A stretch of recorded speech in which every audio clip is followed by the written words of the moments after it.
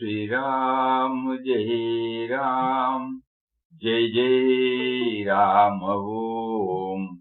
Shri Ram, Jai Ram, Jai Jai Ram Om. Shri Ram, Jai Ram, Jai Jai Ram Om. Shri Ram, Jai Ram, Jai Jai Ram Om. Shri Ram, Jai Ram, Jai Jai Ram Om. Shri Ram, Jai Ram, Jai Jai Ram Om. Shri Ram, Jai Ram, Jai Jai Ram Om. Shri Ram, Jai Ram, Jai Jai Ram Om. Shri Ram, Jai Ram, Jai Jai Ram Om. Shri Ram, Jai Ram, Jai Jai Ram Om. Shri Ram, Jai Ram, Jai Jai Ram Om. Shri Ram, Jai Ram, Jai Jai Ram Om. Shri Ram, Jai Ram, Jai Jai Ram Om. Shri Ram, Jai Ram, Jai Jai Ram Om. Shri Ram, Jai Ram, Jai Jai Ram Om. Shri Ram, Jai Ram, Jai Jai Ram Om. Shri Ram, Jai Ram, Jai Jai Ram Om. Shri Ram, Jai Ram, Jai Jai Ram Om. Shri Ram, Jai Ram, Jai Jai Ram Om. Om Shri Ram, Jai Ram, Jai Jai Ram. Hari Om to everybody. Today, instead of taking our usual text at the feet of God, we thought it would be appropriate to remember the inspiring life and mission of Param Pujya Swami Chidanji Maharaj, whose Jayanti is celebrated in all the Pauli centers today. Swami Chidanji Maharaj was the successor to Swami Shivanji Maharaj. He became the international president in 1963 after Gurudev Maharaj dropped his body. He himself says how he got in touch with us. A few lines from one of his articles. He was born in Mangalore.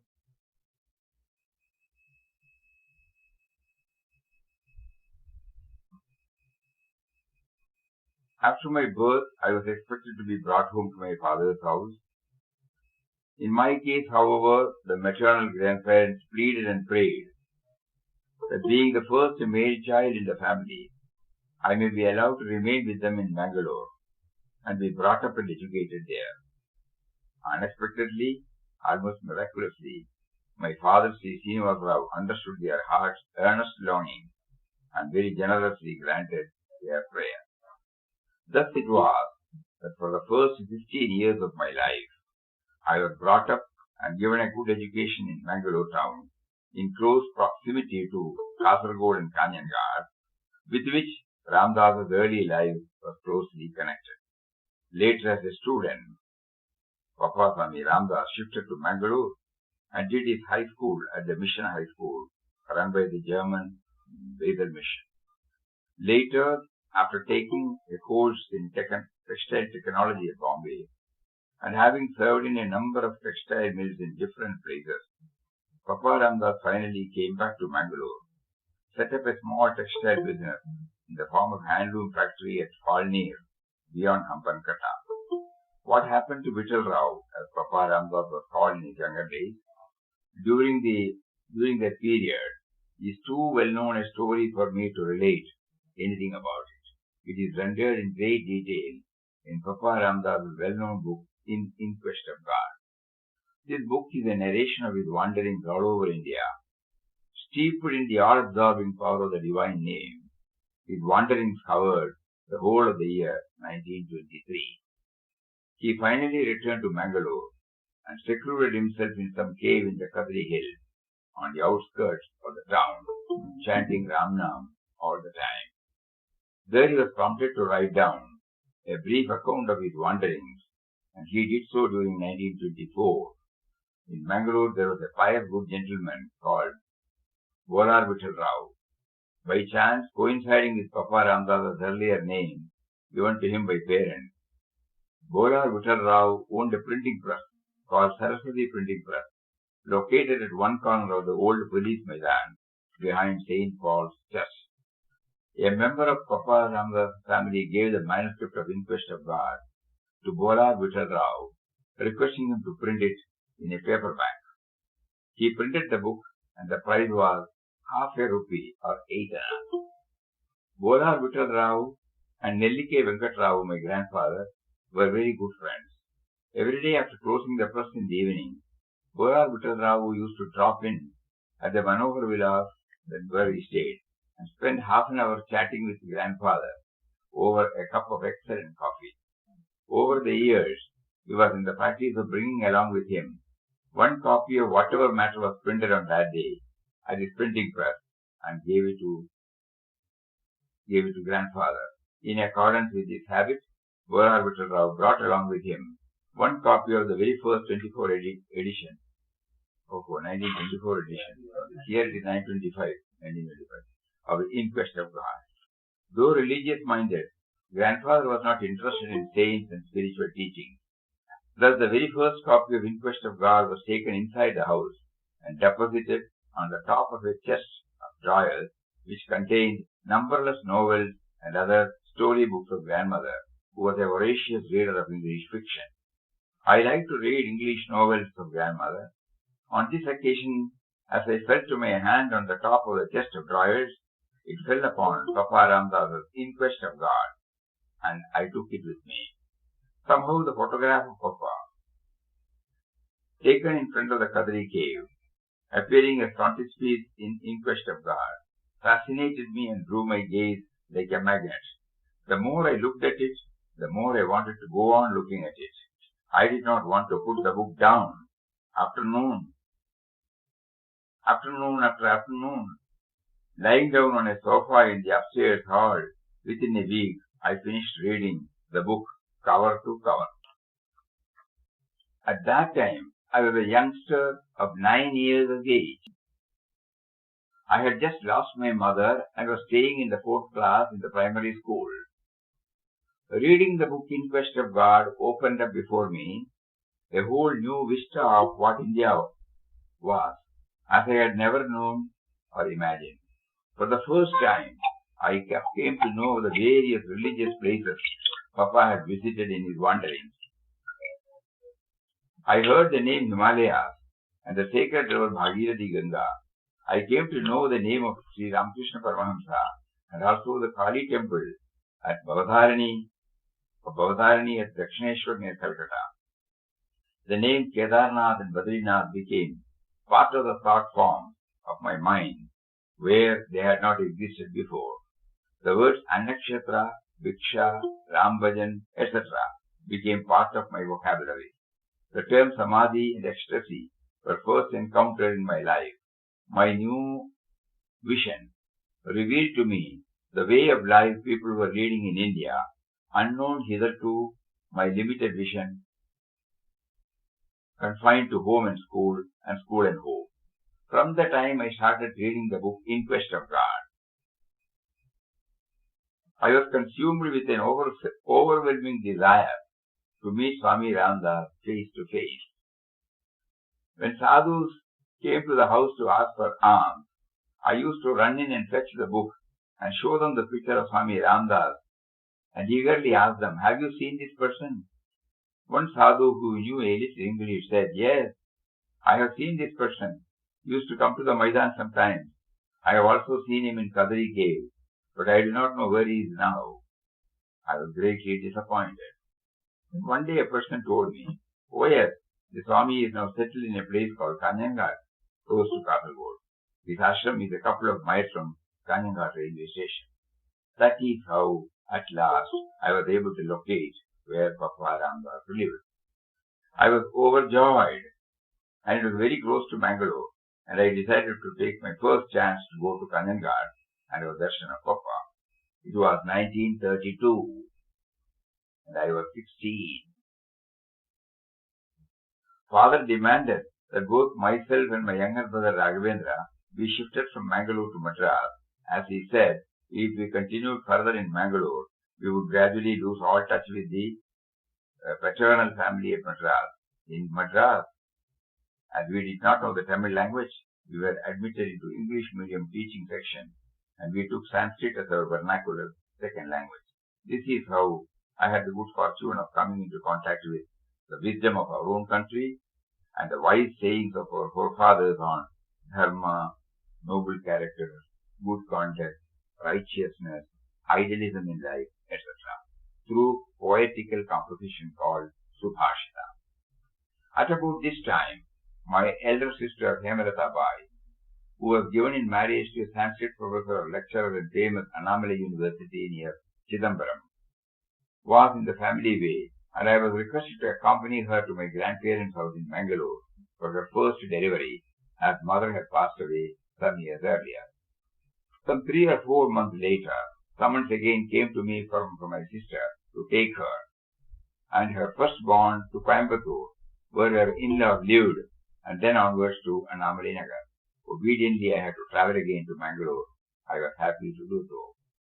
My heart was filled with a strange sensation, which I cannot describe, when the Madras-Mangalore mail passed Kanyangar railway station. I was almost tempted to make a break of journey there, but the thought that someone or other was waiting with a vehicle at Mangalore railway station obliged me to wistfully continue my journey. Reaching Mangalore, I had to wait till my sister was ready to depart with the child.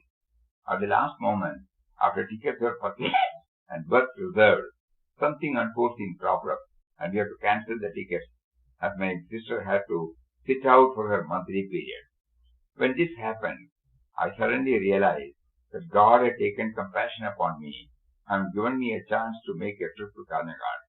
Hurriedly, I packed a spare towel and pajama in a handbag, told grandfather I would be away for a day, took some money from him, and boarded a train at Mangalore station, going south. It reached Kanyangar sometime mid-forenoon. I got down, inquired for some people in the way to Anandashram of Swami Ramdas. They pointed out the direction of the town and told me to inquire further. Thus, being guided by people from time to time, I proceeded further in the direction of Anandashram and soon stood at the gateway of Anandashram. There was a long inner driveway that seemed to lead straight to the bhajan hall. When I arrived at the bhajan hall, it was midday, round about between 12 and 1 p.m. Swami Ramdas was having his midday meal, sitting in his chair with his back towards the entrance of the bhajan hall and facing towards the kitchen and dining hall at the back of the bhajan hall. He was about 3/4 through with his meal, but seeing my eagerness to see him, he made no formalities, and they took me straight into his presence. At last my dream came true. My heart's longing was fulfilled. I was face to face with the writer of In Quest of God. Swami Ramdas was wreathed in smiles. His legs were stretched on a pillow kept on a small wooden stool, some distance in front of the chair. I knelt at the floor, and with his permission took both his soft feet in my hands. Bowing low, I placed my head beneath his feet and gently pressed his feet on top of my head as though in benediction. Only it was Ashirwad or blessing with his divine lotus feet instead of with his hands. Thus I experienced heaven upon earth with the first darshan of Papa in this wonderful center of Ramnam Anandashram. It was an unforgettable experience. Even to this day, it is fresh in my memory. Afterwards, conversation took place between us. I asked him a number of my questions. Some of them he answered. Others he countered by asking some questions himself. After some time, he inquired whether I had taken my food. When he heard that I had come straight without taking anything, Swami Ramdas was very asked, but kindly asked them to take me to the kitchen and serve me my meal. Looking back, I think it was Puja Mataji Krishnabai who served me my meal that day. I remember how she was all kindness and loving concern, lest due to my shyness, I may not eat sufficiently, being a newcomer on my visit to the ashram. I ate and rested a while. They pressed me to stay for the night, but I declined and told them that after Papa's rest I would take leave of him and return to Mangalore the same evening. They took me to the Vision Office and I purchased a new copy of Inquest of God. Then taking leave of Swami Ramdas, I came back to Kanihar railway station and boarded a local train, reaching Mangalore in the evening. During these days, 1930s, one well-known and popular publisher and writer called M.S. Kamath used to publish a weekly newspaper called Sunday Times from Madras.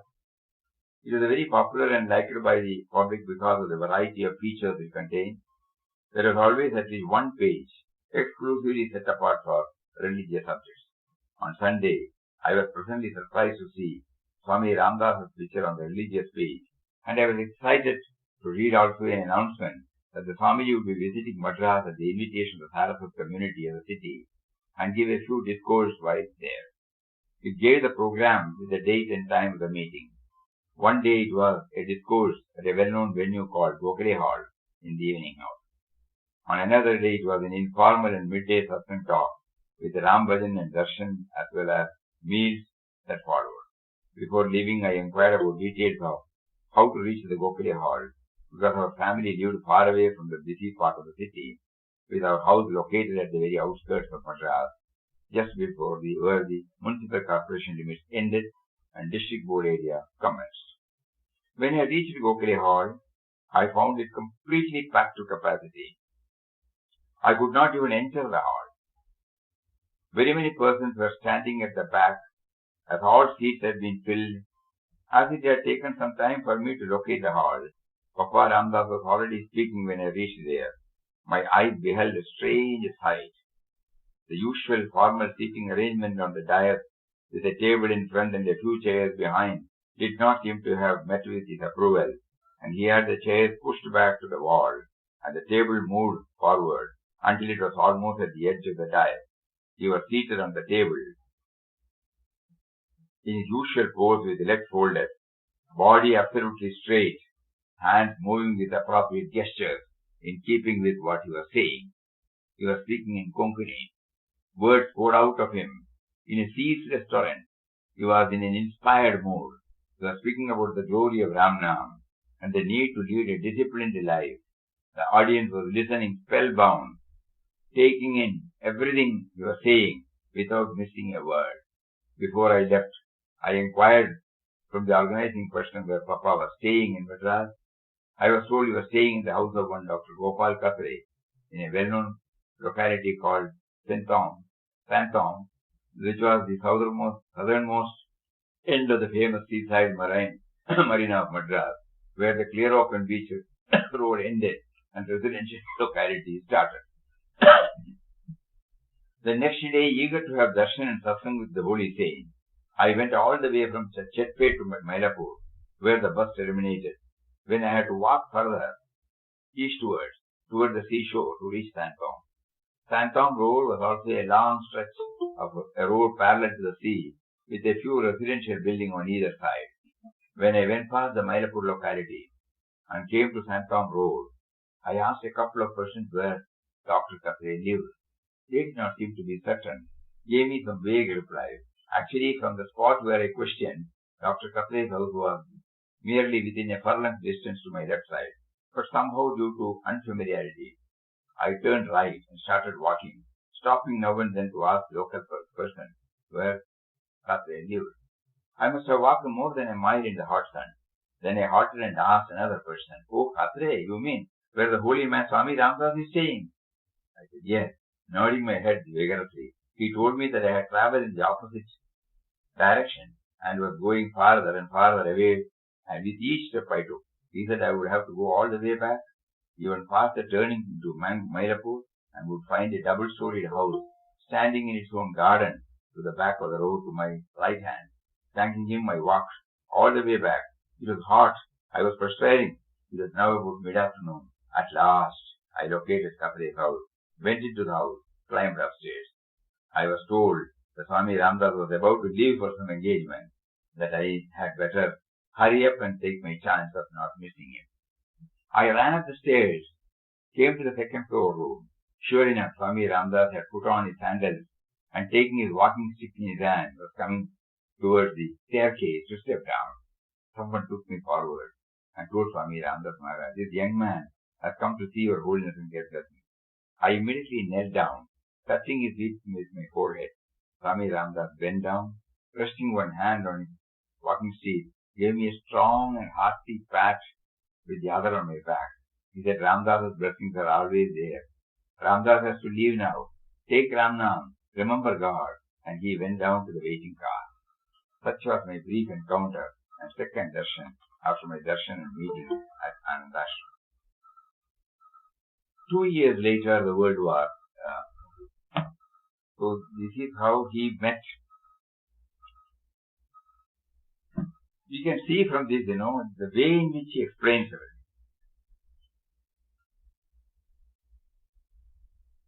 Nothing is irrelevant, nothing is unimportant, nothing is insignificant. When he starts writing it, when he starts delivering it, all the minutest details will be covered. Actually, if we religiously follow his teachings, he will somehow ensure that we don't have any doubts about the facts discussed. Swamiji is a unique person, meticulous and minute in everything. Even if he goes to the bathroom, he will not straight away use it. He will first clean everything. There is a rhythm in Swamiji's doing everything. Very simple and humble. But at the same time, the moment we come in contact with him, he will straight away enter into our heart. We were all blessed to have his darshan, especially before coming to ashram and after coming to ashram, probably on a regular basis, from 89, 90 onwards, till almost 2001 or 2. It was Mataji's Adesh that he should spend 10 to 15 days in the ashram without any program. And every year he used to come. And it was an utsav here when he comes here. It is not merely because of the sentiments, not because of our attraction towards his form. Because of his simple way and absolutely non-traditional. When he arrives at the ashram, suppose he is coming by the car and suppose the car takes him to the bhajan hall. We will all be waiting there, with Puja Swami. He has got a knack of making everybody blind and somehow he gets out. Nobody knows how he gets out. And next time when we see, he will be touching Swami Sachidanandaji's feet there. Many of you might have heard this from us. Anyhow, it is worth repeating when we share this thought. Our first meeting with Swamiji Maharaj. It must have been in 1963, immediately after he took over as the president of the DLF. DLF had arranged a reception at Chennai, in Venus Colony, and then, what is the place called? We forgot.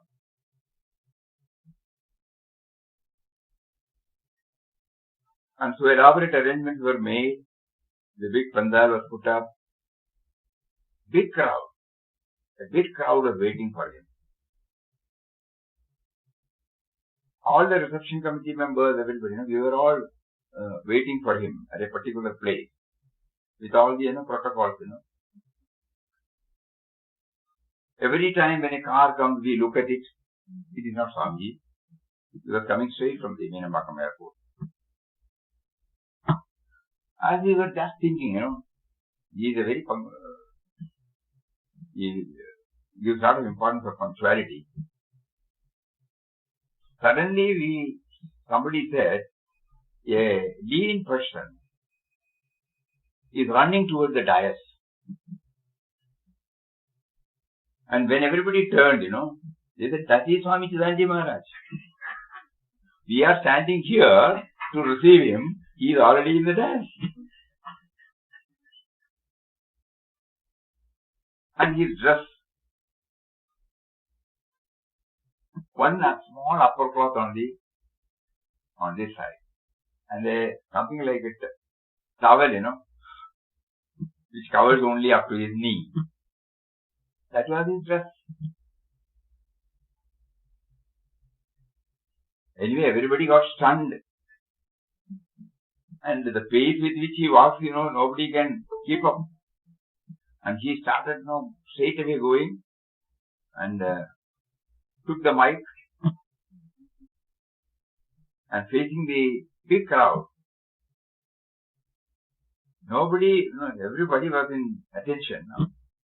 They did not know what to do. All the so-called reception protocol, all those things are there. And that, that voice is still ringing in our heads. Radiant Atman. Blessed and beloved children of God. This radiant Atman is something, it is so dear to his heart.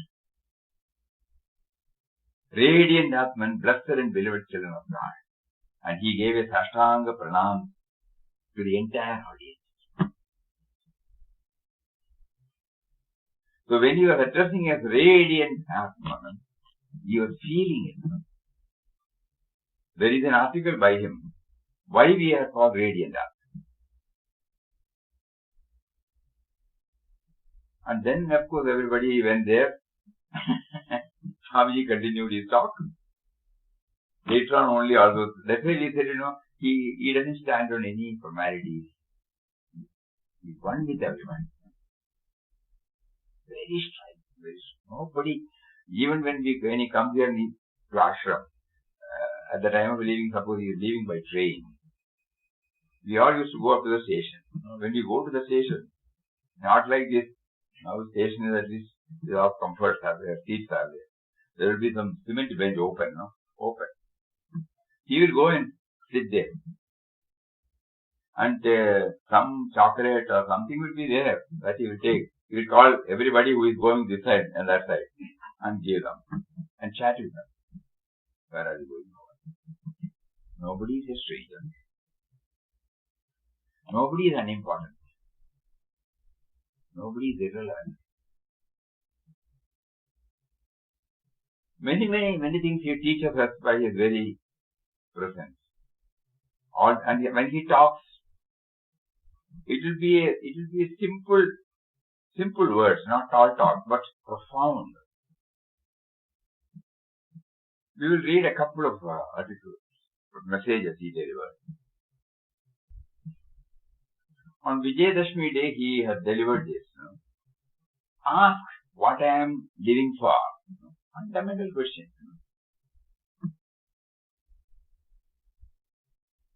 May the abundant divine grace of the Supreme Almighty Being shower upon you now that you have entered into a new phase after the 9 days of worship of the Divine Mother and the celebration of the victory of light over darkness, of the divine over the undivine.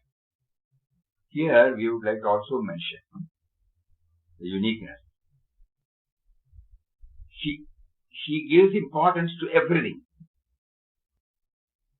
Suppose we talk about puja, he knows everything about puja. We talk about bhajan, he knows everything about bhajan. And he himself will lead the bhajan. Suppose you talk about yoga, he himself will show you all the yogic exercises. Even at that age, when he comes here. Everything, like a child, he will master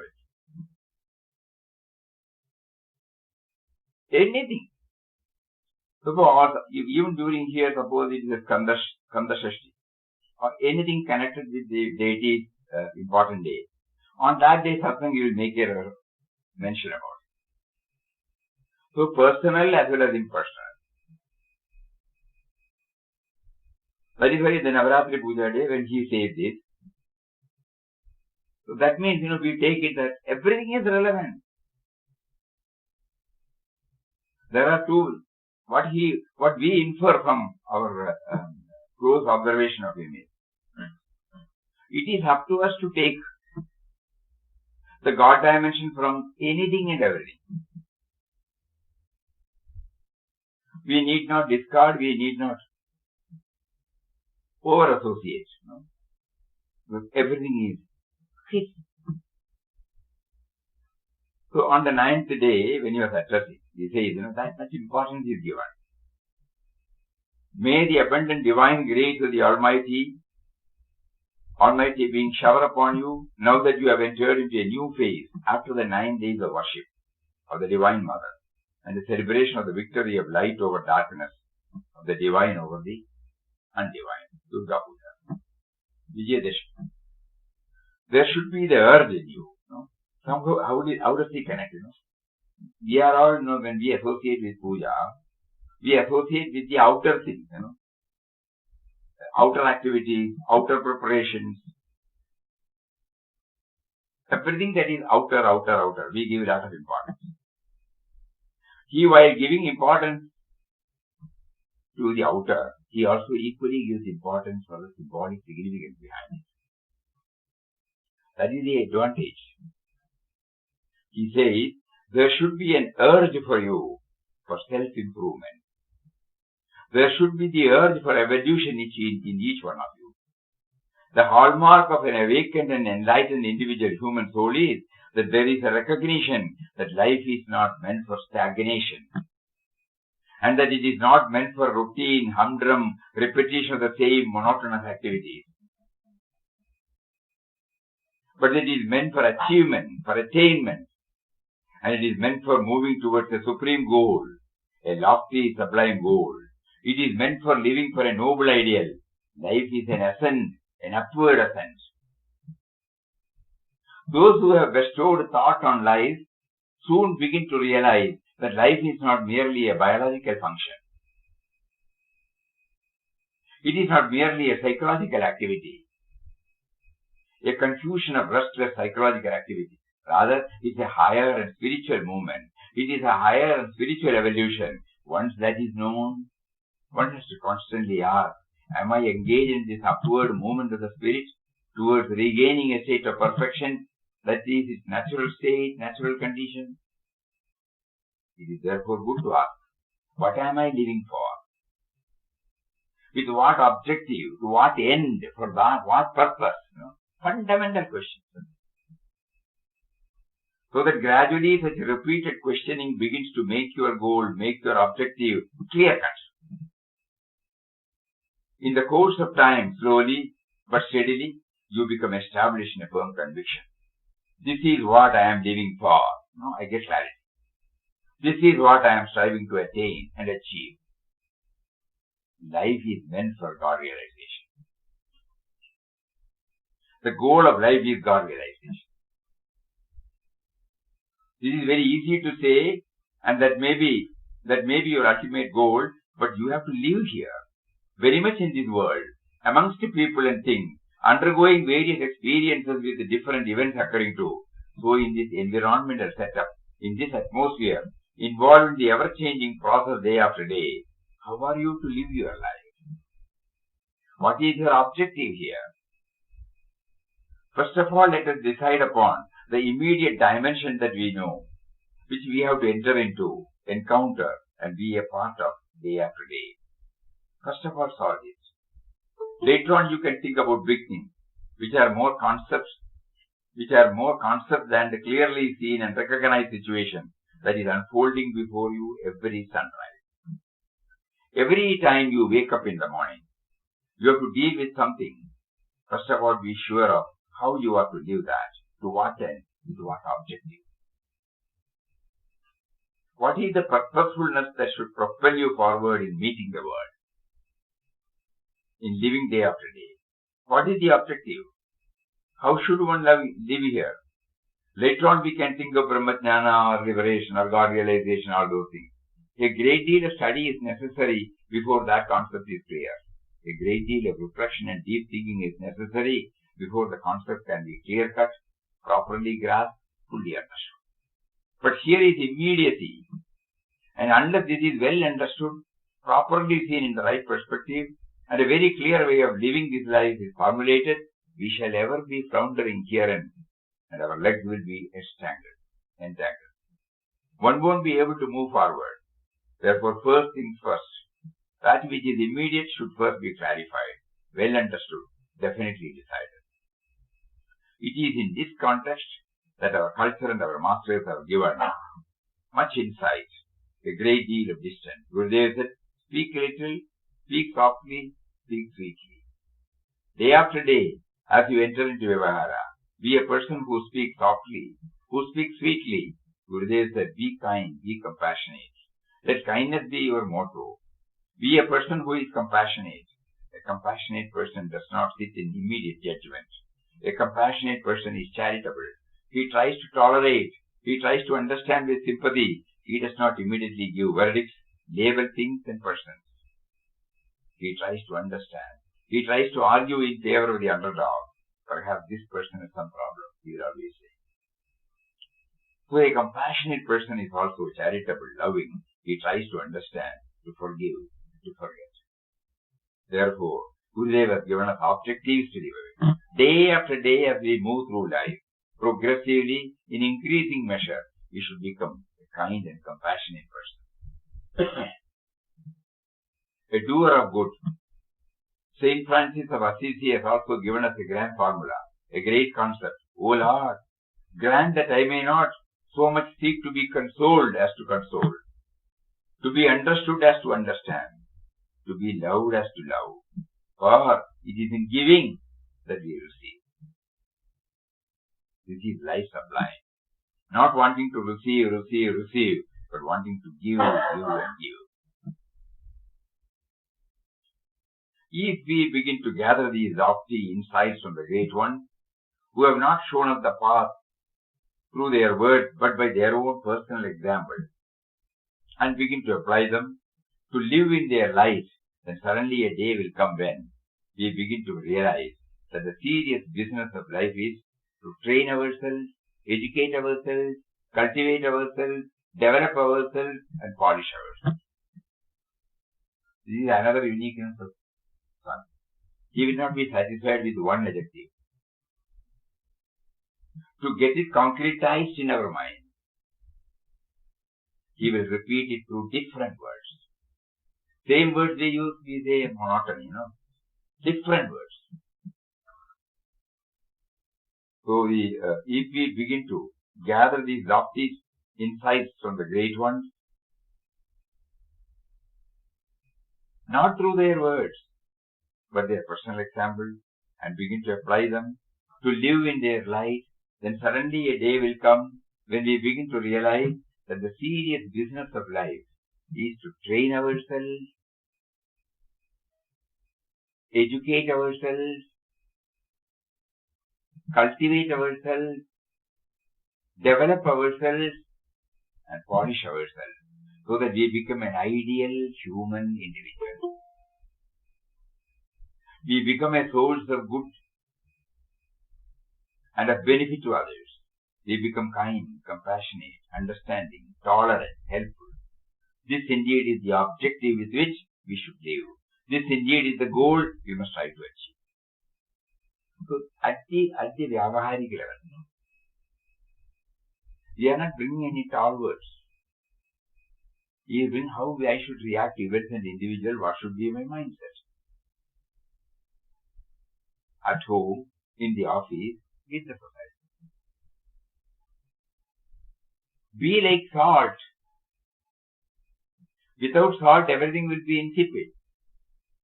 Nothing will be tasty. The great teacher of the Middle East, Jesus, told his followers, you are the salt of the earth. But the salt has lost its taste. It is no longer good for anything except to be thrown out. Therefore, we should be ever occupied in trying to make ourselves into such an element, such a factor, that it makes life livable for others. It helps make life worth living for others.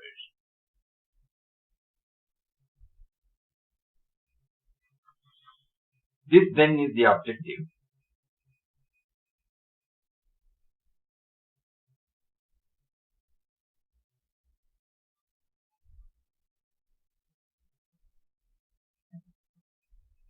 We were remembering one poem which we learned in school. Pararthamakuga pagadum ravam prabhu namaskara. Day and night make my life useful to others. Pararthamakuga pagadum ravam prabhu namaskara. This is the foundation, self-lessness. All that he said about compassion, love, goodness, it all zeroes to this. Make me a useful instrument. So that's what he says, we should be ever occupied in trying to make ourselves into such an element, such a factor, that it makes life livable for others. It helps make life worth living for others. This then is the objective. To live in such a way that day by we become a better and better person, more and more an ideal human individual, so that life is better off for our being in it. Not a killjoy, but a joy. Not an element of disharmony or discord, but an element of harmony, concord, sweetness. The whole world wants sugar because whatever it goes into becomes sweet. When the sugar is applied to anything, it becomes sweet. The whole world wants salt because whatever it goes into becomes tasty. We should think of ourselves and our personality in this light.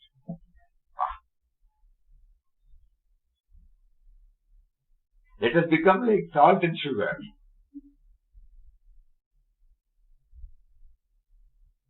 We are not yet that, but we should work for that. This is the great adventure. This is the great privilege. This is the great serious business of life. To work upon ourselves and make ourselves a center of fragrance. To make ourselves, in the wise words of the poet, a thing of beauty and a joy forever. Make this your objective. Try to achieve this.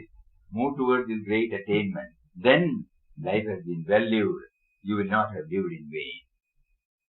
Rather than thinking that others should behave towards me in this way, others should speak to me in this way, others should do such things for me, first let me be this way to others. Let me speak to others in this way. Whatever I want that others should be towards me, let me first of all start the process of myself so that it stimulates a similar one in others. Let me be the initiator of such a process in a social milieu through which I have to move as I progress towards the goal. This, therefore, is the great opportunity that faces each one each day. This, therefore, is the deeply interesting experiment, deeply interesting task that you have to perform with great perception, with great delicacy, great sincerity, great earnestness, with great enthusiasm and the positive, creative, constructive, determined heart. God has given me the material. May I work upon this material and make it a thing of beauty, a joy forever. May I work upon this material so that day by day it becomes more and more perfect, more and more complete, more and more what God has in mind for me as my plan and purpose. This is life. Working upon ourselves day by day, moving towards a state of perfection. We have brought everything to this in the word, perfection. Day by day. What am I living for? Ask yourself. To make myself into a thing of beauty, a joy forever, a perfect specimen of my species. This is what I am living for. This is the objective. Now everything is clear. You have an objective, you have a clear understanding of what you are meant to do. Do it. God bless you. Gurudev has already helped you. His wisdom teaching, casting such a great light upon life's path, are your ready-made help. Only you must recognize the message. You must accept and absorb the message. Everything is clear. There is no ambiguity. There is no confusion. There is no vagueness. There is no doubt. This clarity comes if you ponder life, deeply think, wisely observe yourself, observe life, observe the saints, how they live their life. Observe good people of God. Here then we stand upon the threshold of a new beginning, on the day following the glorious day of Vijaya, a victory, and as we move towards the festival of lamps, where darkness has no place, where everything is filled with brightness. This is one of his samples, invigorate, electrify. It will shake us.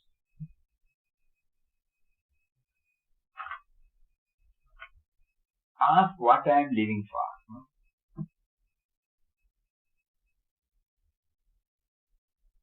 When we keep on pondering through the words of our spiritual preceptors,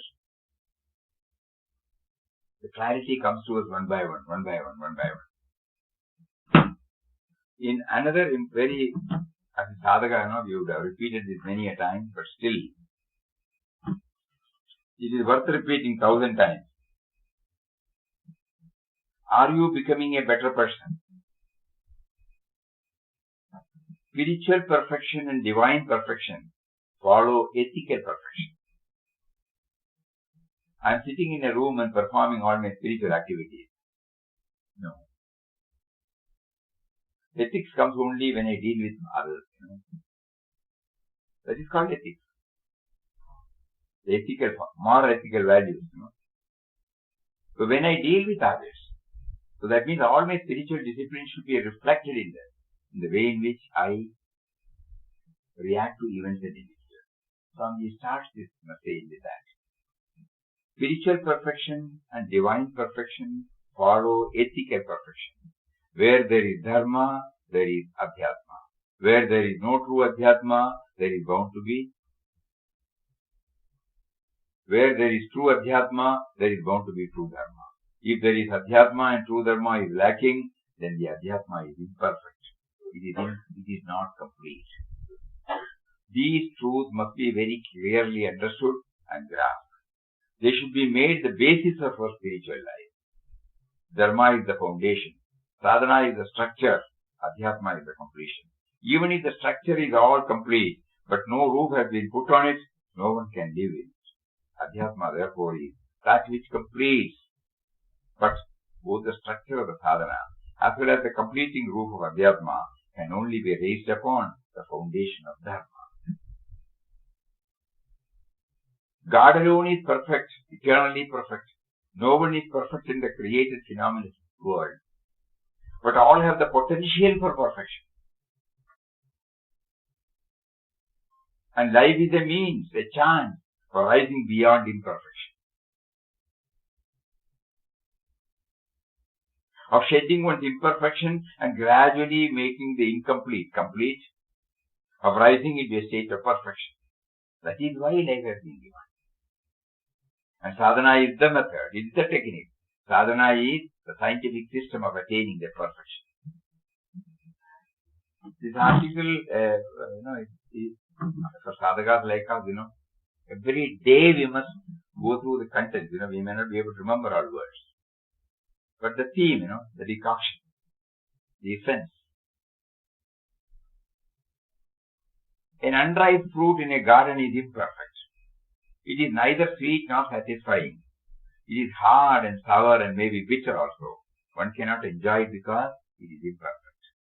An unripe fruit has to utilize all nature around in it in order to gradually rise above its state of imperfection and become a perfect, delicious, juicy, sweet, tasty, ripe fruit, which gives satisfaction and nourishment, which gives great joy to one and all, birds, bees, as well as man. See the adjective? Perfect, delicious, juicy, sweet, tasty, right food. So the whole process is a gradual transformation from imperfection to perfection, from incompleteness to completeness, from a defective human nature into a beautiful, all-perfect divine nature. And the potential for this transformation is within each human individual. God dwells in our beings. But all beings cannot become aware of His indwelling divinity. It is only given to man who can think, again, no? Who can think, reason, reflect, introspect, read, listen, understand, gain knowledge. You have forgotten all the ones, no? Take one, no? It is only given to man who can think, reason, reflect, introspect, read, listen, understand, gain knowledge, expand his understanding of himself. To this unique being alone is open the ability, the scope, the possibility of recognizing this mission and engaging in purposeful, meaningful endeavor, and thus become perfect. Therefore, now all these are okay. Now he takes us to a very, very serious stage. Therefore, one of the unfading touchstones and one of the necessary tests of a truly spiritual life and a rightly oriented sadhana is, what is my sadhana doing to me? What is my spiritual life doing to me? Quite apart from its connection with God or our eternal reality, the spiritual life and sadhana have also to be tested upon the basis and factor of your relationship to God's creation. Apart from my connection, my inner dialogue with God, my Ram chanting, so many things, we have a concept about sadhana, of tying ourselves, linking ourselves with the Almighty Lord. But here, he says, as soon as that you are back again in the midst of God's creation, you are trying to understand that all these things are God's creation, no? Our sadhana now, inwardly, impliedly he puts it, that our sadhana is to know that everything is God's creation. So we should know about God. And once we know about God, what will be our relationship with God? Not a God in a room, in a cave, in a temple, in an ashram, but with God's creation. So he says, what is my sadhana doing to me? What is my spiritual life doing to me? Quite apart from its connection with God or our eternal reality, spiritual life and sadhana have also to be tested upon the basis and factor of your relationship to God's creation. As you are proceeding in your spiritual life, are you becoming a more and more compassionate person towards God's creatures? Number one. Are you becoming a more and more truthful person in your dealing with other persons? Are you becoming more and more a person of sublime, noble and pure thoughts, sentiments, motivations and actions? Is this taking place? Is the unripeness of an imperfect human being, human nature, gradually giving place to a maturity, to a ripeness of spiritual nature? Is it ultimately moving towards a perfection, a divine perfection in a divine manner? Day by day, one should test oneself upon this touchstone. What is my sadhana and my spiritual life doing to me? What process is taking place within me, within my mind, within my heart, within my gaze, within my attitude, within my approach to life, within the inner hidden motives behind my activity, which only God, the indwelling reality, knows, and I know perhaps. This is the touchstone.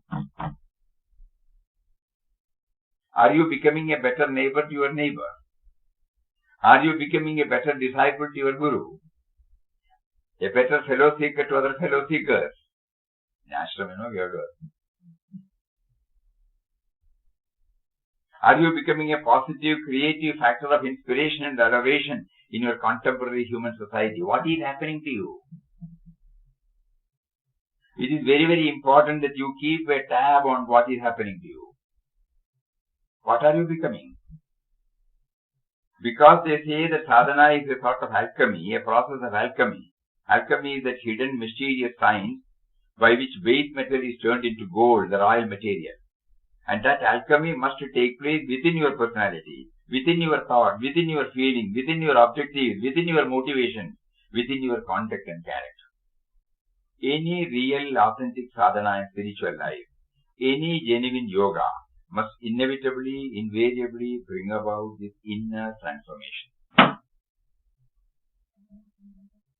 An orchard is valuable because fruits ripen.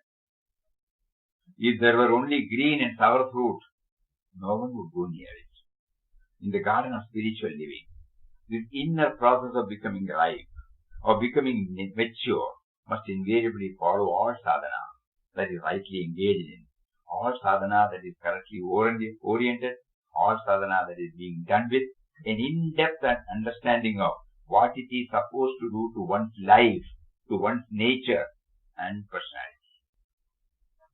Therefore, this touchstone is a method of testing yourself, of ascertaining the nature of your sadhana, whether it is going upon correct lines, whether it is being done with understanding, whether it is bringing about an inner transformation.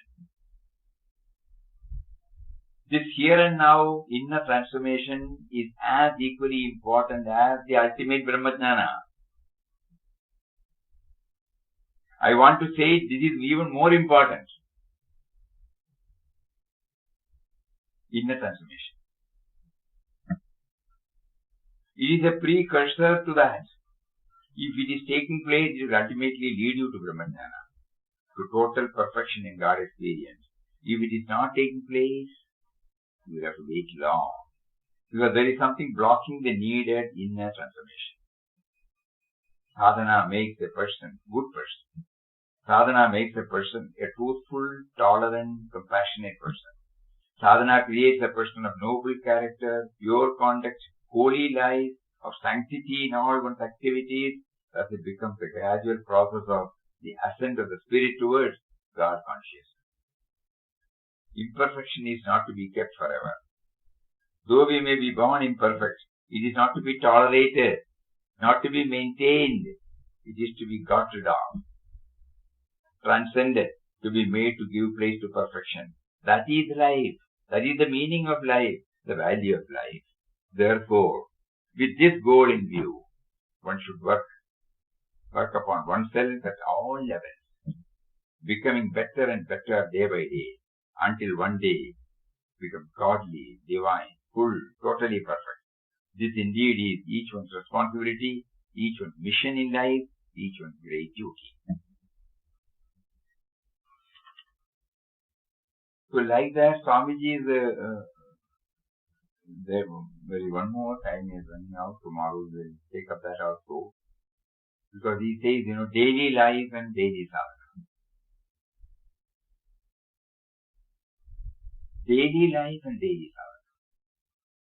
He says, daily life is an opportunity provided for us to exercise the spiritual dimension gained during our inner studies, reflection, japa, meditation. It is a testing ground. What is the testing ground? Daily life. When I deal with men and matters at the household, when I deal with the men and matters at the family level, professional level, social level, this is a testing ground. Not that you go before a guru and ask him how have I progressed. No.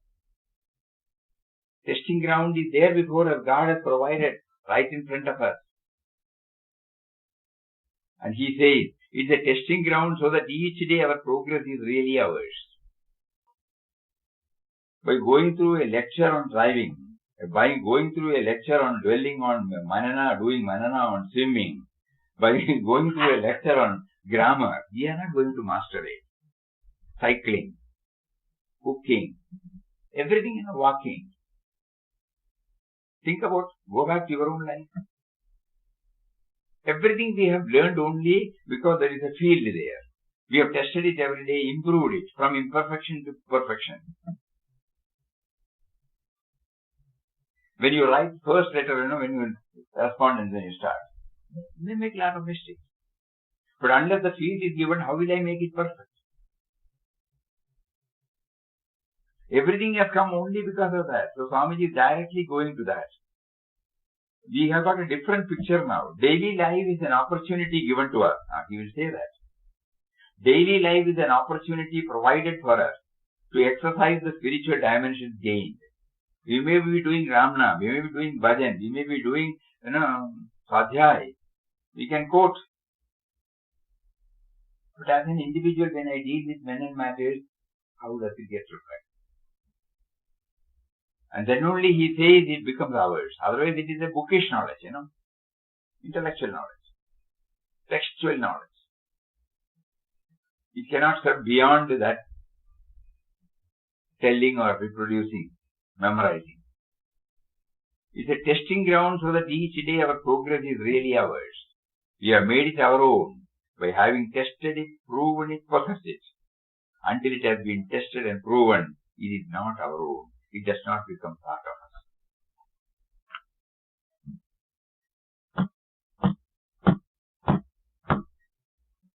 That is why, during the non-chanting time, what we do matters much while taking to chanting. If there is a constant, urge in us to expand, and it is for that purpose I am chanting the name of one who is there in everybody. Expansion means from the limited to the unlimited.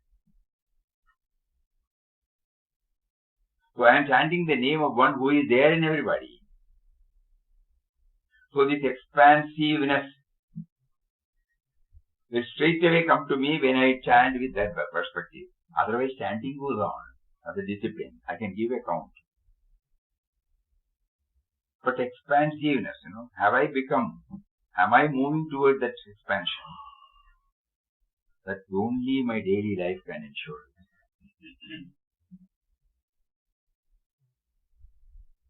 So he says, so this is how Pujya Swamiji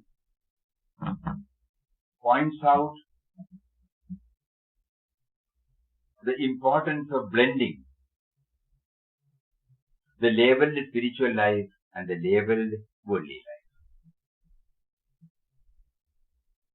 In the first article, on the Vijayadashmi day, he said that.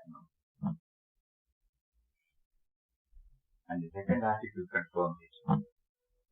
So on this day of his Jayanti, he was born this day in the year 1916.